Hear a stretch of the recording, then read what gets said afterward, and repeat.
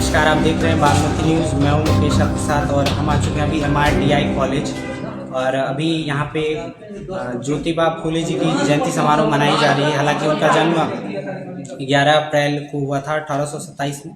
और इसी विषय में जानकारी जानना चाहते हैं हमारे जो अम्बेडकर विचार मंच के अध्यक्ष हैं, उनसे जानना चाहते हैं इस कार्यक्रम का और इस समारोह का क्या उद्देश्य है। आइएगा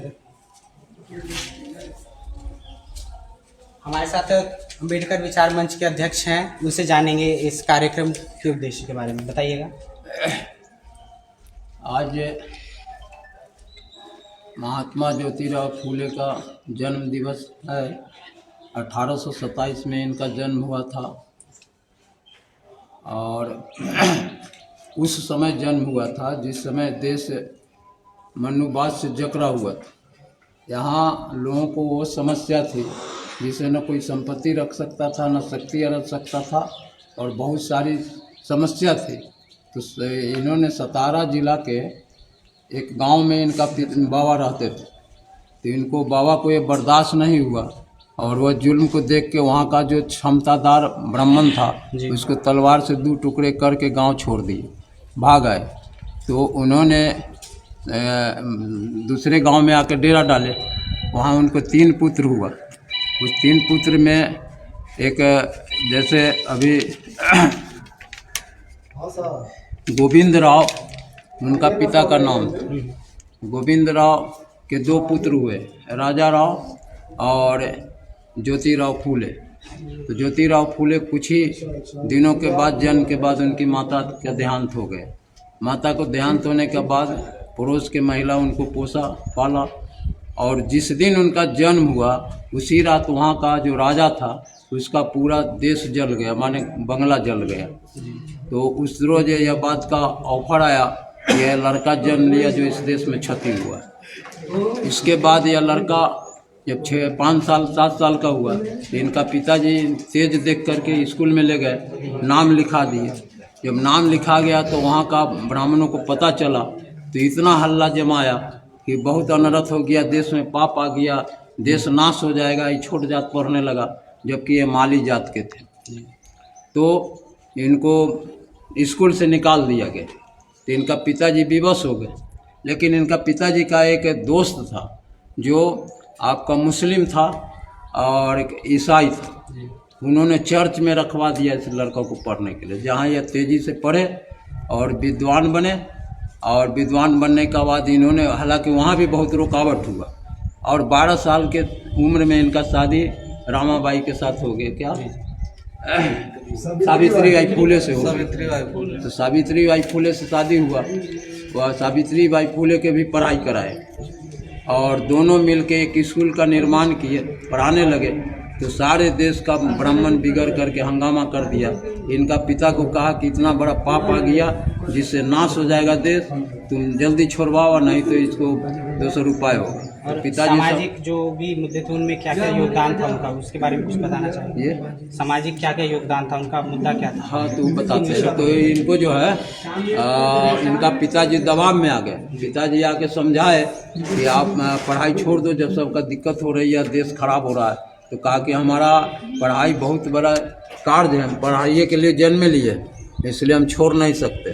तो इनको पिताजी घर से निकाल दिए। तो दोनों प्राणी मिल करके जब जा रहे थे तो इसका फातिमा, कौन फातिमा है? फातिमा शेख जो है पूजी कैश था उसके पास, वह एक स्कूल का ज़मीन भी दे दिया, अपने यहाँ रख भी लिया और वहीं से एक कॉलेज स्कूल खोलना शुरू किए।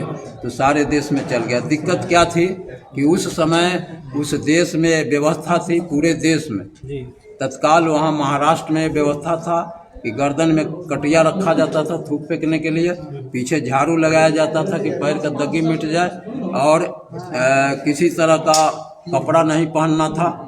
यही सारी समस्या थी देश में। पढ़ाई लिखाई तो खैर स्त्री शूद्र को पढ़ना पापे था और किसी तरह का ताकत शरीर में नहीं अरज सकता था, संपत्ति अरज नहीं सकता था। संपत्ति और ताकत और विद्या पर ज़्यादा प्रतिबंध था। सिर्फ इनको मजदूरी करने के लिए जन्म था इस जाति सबको।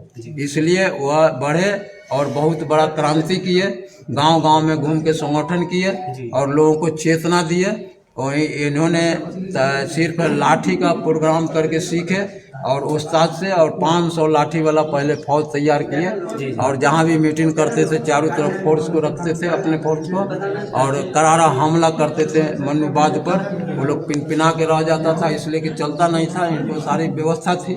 और ऐसे करके घूम घूम के दबाव डाले, अंग्रेज आ गया इनके माने पावर में आ गया अंग्रेज, देखा इनको संगठन, तो अंग्रेज को कहे कि हमको स्कूल चाहिए, क्या कहता है पुस्तकालय चाहिए और इनार चाहिए, क्या कि पानी भी पीने नहीं दिया जाता था।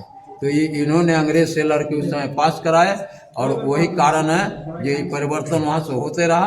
अब बाद के काल में बहुत सारे लोग आए, और इस देश का जो दशा है इन लोगों का लड़ाई के कारण ही दशा है।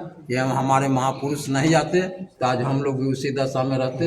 इन्हीं बातों के साथ मैं अपने बारे सामाजिक संस्थान के अध्यक्ष दिनेश सहनी आज़ाद गांधी है, इसी विषय में उनसे कुछ पूछना चाहेंगे, बताइएगा। देखिए, हम सावित्रीबाई फुले और महात्मा फुले को जब पढ़ते हैं तो हम उनका उद्देश्य यही समझ में आता है, उद्देश्य है शिक्षा।